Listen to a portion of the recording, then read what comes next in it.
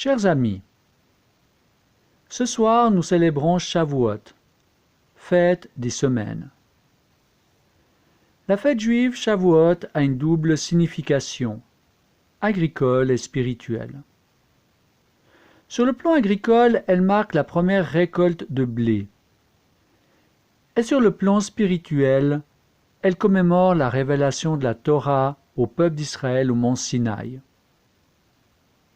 Le même week-end, les chrétiens célèbrent la descente du Saint-Esprit sur les apôtres, réunis pendant Shavuot à Jérusalem, la Pentecôte. Nous vous souhaitons à tous un joyeux Shavuot, une bonne Pentecôte et un excellent week-end. Hag Shavuot Sameach. Cette introduction ne vient pas de moi, mais de ce que nous pouvions lire jeudi dernier sur la page Facebook de l'ambassade d'Israël en Suisse. Son contenu nous servira de trame pour ce message. Si vous souhaitez vous remémorer ce que signifie Shavuot et ou Pentecôte, je vous propose d'arrêter quelques secondes cette vidéo et de lire ce qui s'affiche. En Exode 23, l'Éternel fixe des fêtes agricoles en son honneur. La fête que nous célébrons en ce moment au niveau du cycle agricole est celle des moissons, c'est-à-dire des premiers fruits du travail de l'agriculteur. Comme le détaille Lévitique 23, la fête des moissons est la seule des 3 fêtes agricoles à ne pas être définie par une date précise du calendrier. La date se détermine en partant du lendemain de la fête de la Pâque, où commence le conte du Homer. Celui-ci débute par une offrande devant l'Éternel, des prémices qui vont être moissonnées 49 jours après, c'est-à-dire à Shavuot, la fête des moissons. Si vous souhaitez vous remémorer ce que signifie le conte du Homer, je vous propose d'arrêter quelques secondes la vidéo. Au temps biblique, cette fête des moissons était déjà un temps de réjouissance et de pèlerinage vers Jérusalem. Aujourd'hui encore, elle donne lieu à de nombreuses réjouissances. Par exemple, en Israël. Sur le slide qui s'affiche, vous y voyez la danse des tracteurs. C'est une procession qui a eu lieu dans un moshav. Il n'est pas rare de voir des citoyens se rendre dans les champs, apprécier ce temps de moisson. Sur la photo qui s'affiche, c'est le président de l'État d'Israël, Reuven Rivlin. Sur la photo qui s'affiche maintenant, l'ancienne ministre de la Justice, Ayelet Sheked, et sa fille.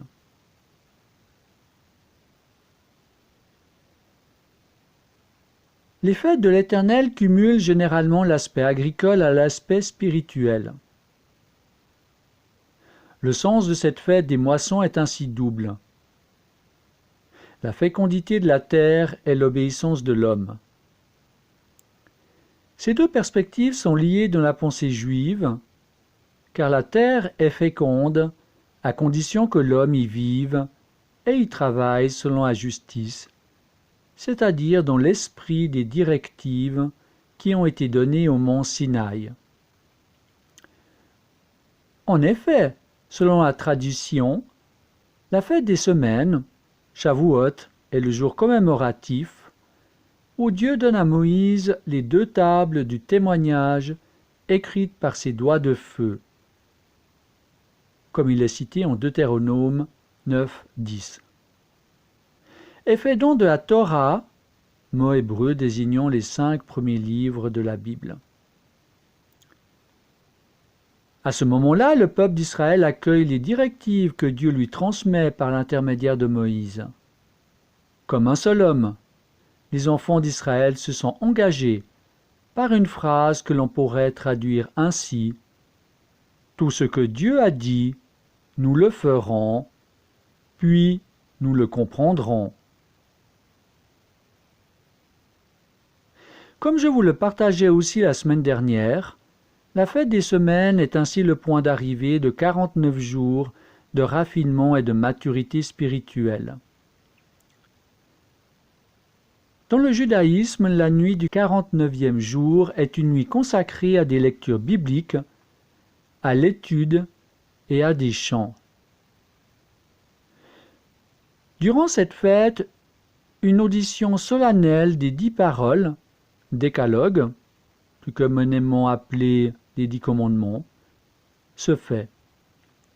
Le matin, généralement le livre de Ruth est lu à la synagogue. Je vous propose d'écouter cette histoire captivante, mise en scène par mon épouse, avant de continuer avec quelques réflexions et la Pentecôte. Cette femme s'appelle Noémie. Elle habite à Bethléem avec son mari et ses 2 garçons, ses 2 fils. Il y a une famine dans le pays. Ils doivent quitter Bethléem. Ils se rendent très loin, dans un pays étranger qui s'appelle Moab. Quelque temps plus tard, le mari de Noémie meurt à Moab. Les 2 garçons ont grandi. Chacun d'eux se marie avec une jeune fille du pays. L'une s'appelle Léa et l'autre Ruth. Puis voilà qu'à leur tour, les 2 fils tombent malades et meurent également. Noémie, elle reste seule avec les 2 jeunes femmes. Noémie dit: Je retourne à Bethléem. On y trouve de nouveau du pain. Mais vous, restez ici, dans votre propre pays. Je n'ai plus de fils à vous donner en mariage. Les 2 belles filles commencent par refuser. Puis Léa accepte la proposition et rentre chez elle. Mais Ruth, la 2e jeune fille, elle répond: J'irai aussi là où tu iras. Ton peuple sera mon peuple, ton Dieu sera mon Dieu. À leur retour, les gens de Bethléem sont en train de moissonner le blé. Quand ils voient arriver les 2 femmes, ils se demandent les uns aux autres: Mais n'est-ce pas Noémie? Mais qui l'accompagne? Vous connaissez cette jeune fille avec qui elle est? Noémie et Ruth sont très pauvres. En Israël, la loi leur permet de ramasser les épis de blé qui sont tombés par terre, qui ont été oubliés à la suite des moissonneurs. Alors Ruth, elle va demander la permission d'aller glaner dans le champ d'un homme appelé Boaz. Boaz vient pour inspecter ses champs. Il remarque Ruth et demande à son serviteur: Mais qui est cette jeune femme? Elle s'appelle Ruth. C'est la belle-fille de Noémie. Elle est revenue de Moab avec elle. Boaz est très gentil avec Ruth. Il dit à ses serviteurs de laisser exprès tomber beaucoup d'épis afin qu'elle puisse les ramasser. Et lors du repas de midi, il demande à ses serviteurs d'inviter Ruth à venir manger avec eux. Le soir, Ruth retourne à la maison, les bras chargés de grains de blé. Elle est toute contente pour amener tout ça à Noémie. Noémie est très étonnée par la grande quantité de blé que Ruth a ramené. Elle en est ravie. Elle lui demande: Mais où donc elle a pu aller glaner? Dans le champ de qui? Alors Ruth lui dit qu'elle a été dans le champ d'un dénommé Boaz. Noémie lui apprend qu'il fait partie de leur parenté. Alors, il devra prendre soin d'elle. Pour cela, il faudra qu'elle retourne tous les jours dans le champ de Bose pour glaner. Bose y discute avec les gens de Bethléem. Il leur dit « Je ne veux pas que Ruth et Noémie restent seules. Je vais me marier avec Ruth. »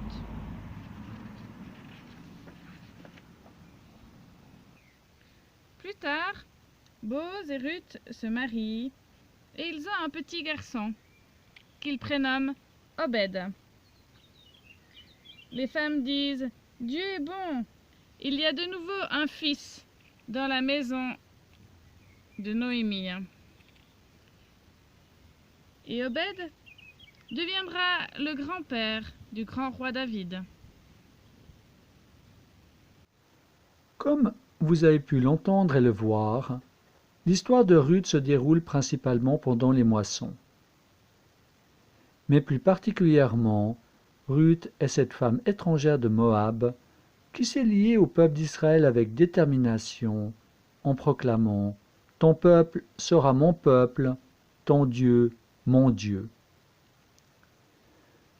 En quittant ses anciennes coutumes, son ancienne manière de vivre, c'est-à-dire en renonçant à son patrimoine identitaire pour prendre celui d'Israël, Ruth prend un virage radical et déterminant. Parmi les enfants d'Israël, Ruth va commencer une nouvelle vie en se plaçant sous la protection du Dieu d'Israël. Ruth fait certes sienne le Dieu d'Israël, comme tous ceux qui choisissent de placer leur foi en l'Éternel d'ailleurs. Mais surtout, simultanément, Ruth s'identifie au peuple d'Israël comme faisant partie intégrante de celui-ci. À mon sens, c'est principalement ce qui lui a valu d'être bénie et récompensée à plus d'un titre. Par sa fidélité envers Israël, dont sa confiance et sa foi dans le Dieu d'Israël, par son union avec Bose, Ruth deviendra par la suite l'arrière-grand-mère du roi David, par qui le Messie arrive. Il n'est donc pas surprenant que le livre de Ruth soit lu à la synagogue durant cette fête particulière, qui, comme nous l'avons vu, est empreinte d'une double signification, agricole et spirituelle. Dans le christianisme, l'évangile du Lévite Matthieu consigne le nom de Ruth. Elle est mentionnée dans la généalogie de Jésus, voir l'évangile de Matthieu, au chapitre 1, verset 5. Comme la mise en scène de la semaine dernière nous l'évoquait, après que Jésus se soit élevé vers le ciel, les disciples suivent ses dernières instructions et redescendent alors à Jérusalem depuis la colline qu'on appelle Mont des Oliviers à une route de Shabbat. Un nombre d'environ 120 personnes attendent ensemble et persévèrent d'un même cœur dans la prière. 10 jours après que Jésus se soit élevé au ciel, la fête que nous venons d'évoquer commence. Au temps biblique, elle réunissait déjà des milliers de pèlerins. C'est ainsi que, comme le relate le livre des Actes des Apôtres, quand la fête de Shavuot, que nous appelons Pentecôte dans le christianisme, arriva, les croyants se rassemblèrent tous dans un même lieu. Soudain, un son vint du ciel, comme le rugissement d'un vent violent, et il remplit toute la maison où ils étaient assis. Puis ils virent ce qui leur semblait être des langues de feu, et se séparèrent et vinrent se poser sur chacun d'eux. Ils furent tous remplis de l'Esprit Saint et commencèrent à parler en différentes langues, selon ce que l'Esprit leur permettait d'exprimer. À Jérusalem, continue le texte, il y vivait des Juifs, hommes pieux, venus de tous les pays du monde. Lorsqu'ils entendirent le bruit, une foule se rassembla. Ils étaient perplexes, car chacun d'eux les entendait parler dans sa propre langue. Tout étonnés, ils demandèrent « Comment est-ce possible ? Ces hommes qui parlent ne sont sont-ils pas tous de la Galilée? Comment se fait-il donc que chacun de nous les entende parler dans sa langue maternelle? Le récit relate différents lieux de provenance et continue. Comment se fait-il que nous les entendions parler dans nos propres langues des choses merveilleuses que Dieu a faites? Étonnés et dans la confusion, ils se disaient les uns aux autres: que peut bien vouloir dire ceci? Mais d'autres se moquaient d'eux en disant: ils ont juste bu un peu trop de vin, ha ha. Puis Képhas, c'est-à-dire Pierre, se leva avec les 12 et d'une voix forte il s'adressa à eux: vous, les Judéens, et vous tous qui séjournez à Jérusalem, je vais vous expliquer ce que signifie tout ceci. Écoutez-moi bien. Ces gens ne sont pas ivres, comme vous le supposez. Il n'est que 9 heures du matin. Mais maintenant se réalise ce que Dieu a annoncé au travers du prophète Joël. Après cela, je répandrai mon esprit sur toute chair, si bien que vos fils et vos filles prophétiseront, que vos vieillards songeront des songes, et que vos jeunes gens verront des visions. Même sur les esclaves et les servantes, je répandrai en ces jours mon esprit. Et je ferai apparaître des prodiges au ciel et sur la terre, du sang, du feu et des colonnes de fumée. Le soleil se changera en ténèbres et la lune en sang à l'approche du jour de l'Éternel, si grand et si redoutable. Alors, quiconque invoquera le nom de l'Éternel sera sauvé. Hommes d'Israël, écoutez ceci. Yeshua de Nazareth, Jésus de Nazareth, était un homme approuvé par Dieu, auprès de vous par les œuvres puissantes, les miracles et les signes que Dieu a accomplis par lui en votre présence. Vous le savez bien vous-même, cet homme vous a été livré conformément à la décision que Dieu avait prise et au plan qu'il avait formé d'avance. Vous l'avez cloué au bois et l'avez tué. Mais Dieu l'a relevé et libéré des souffrances de la mort, car il n'était pas possible que la mort puisse le retenir. David a dit ceci à son sujet dans le psaume 16. C'est pourquoi mon cœur se réjouit, mon âme jubile, mon corps même repose en sécurité. Car tu n'abandonneras pas mon âme au Sheol, tu ne laisseras pas tes fidèles voir l'abîme. Tu me feras connaître le chemin de la vie, la plénitude des joies qu'on goûte en ta présence. Frères, je sais que je peux vous dire avec franchise que le patriarche David est mort et a été enterré, et son tombeau existe encore parmi nous jusqu'à ce jour. Cependant, il était prophète et savait que Dieu lui avait juré avec serment que l'un de ses descendants siégerait sur son trône. Il parlait d'avance de la résurrection du Messie et du fait qu'il ne serait pas abandonné au Sheol, le séjour des morts, et que sa chair ne verrait pas la pourriture. Dieu a relevé Yeshua, Jésus, et nous en sommes tous les témoins. Je vous invite à relire la suite du récit dans Acte 2 à partir du verset 33. Au verset 40, il nous est relaté que Pierre soutenait son discours par beaucoup d'autres arguments. Ceux qui acceptèrent ces paroles furent immergés, et ce jour-là, environ 3000 personnes furent ajoutées au groupe. J'arrive à la conclusion de ce message. Dans le livre de l'Exode au chapitre 19-18, on lit que la montagne du Sinaï était toute fumante parce que le Seigneur y était descendu au sein de la flamme. Sa fumée montait comme la fumée d'une fournaise, et la montagne entière tremblait violemment. Dans le récit des Actes des Apôtres, des langues de feu descendent. Le rugissement d'un violent coup de vent se fait ressentir tellement fort qu'une foule de plusieurs milliers de personnes se rassemble. Que faudrait-il en 2020 pour qu'une foule de plusieurs milliers de personnes se rassemble ainsi? Simple, me diriez-vous, c'est impossible. En effet, nous sommes encore dans le temps d'un semi-confinement qui ne nous permet pas de nous réunir à tant de personnes. En Suisse, il est possible à partir du samedi 30 mai que de se réunir à moins de 300 personnes, pour autant que nous respections les règles d'hygiène et de distance et que nous ne soyons pas dans le groupe des personnes à la retraite ou dans la catégorie à risque.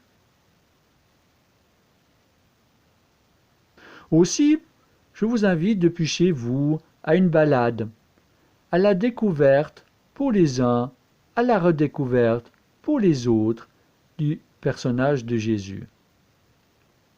Pour ce faire, il ne vous suffit que de reprendre le lien qui s'affiche dans le descriptif de ce message sur YouTube. Dans cette balade en Israël, Nadine Roumi, guide officielle, nous emmène à la découverte du contexte historique de Jésus et de quelques facettes de sa personnalité. Elle mentionne alors pourquoi les fêtes de Shavuot et Pentecôte sont maintenant décalées alors qu'elles étaient en même temps à l'origine.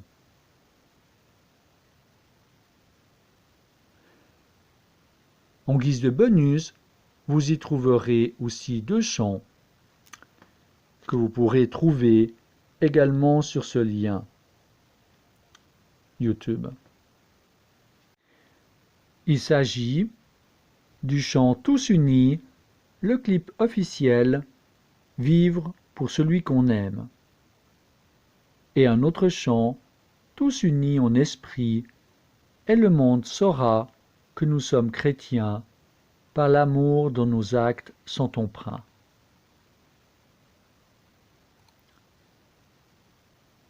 Rappelons-nous que Dieu désire ardemment nous offrir son amour. Par le don de son Esprit Saint, Dieu ne nous donne pas un esprit de timidité, mais un esprit de puissance et de sagesse. Pour ceux qui l'ont déjà reçu, je vous recommande ce que l'apôtre Paul rappelait à Timothée.